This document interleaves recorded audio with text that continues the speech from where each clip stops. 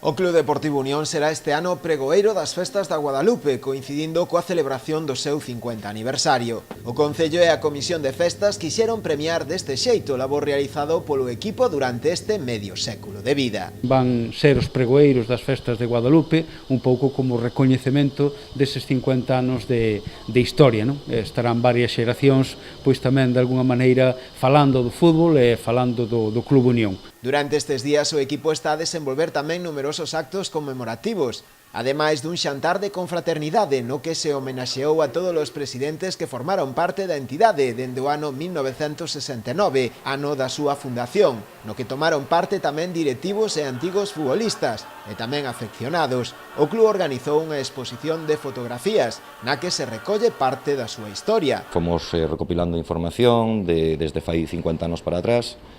Xuntamos toda esta exposición que creo que, durounos o noso facela.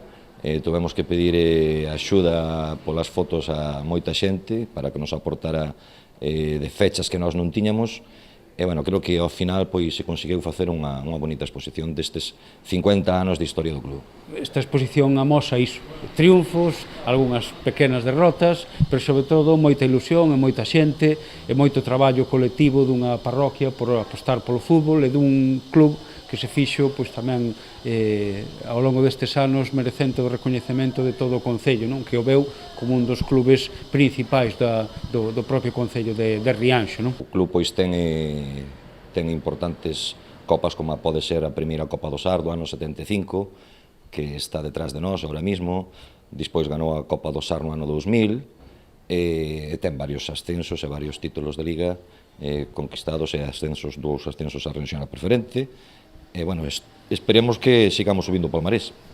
Ao longo destes 50 anos, polo Unión foron pasando tamén numerosos xogadores, hoxe xa parte da súa historia. Paco Janchet, Tucho, José Manuel ou Cheiño foron, se cadra, algúns dos máis destacados. Todos eles futbolistas xa doutra época e que a día de hoxe continúan aínda na memoria de moitos rianxeiros. O Unión traballa xa en novos retos, con soños e metas aínda por descubrir, con historias aínda pendentes de escribir, pois aí reside parte do seu éxito.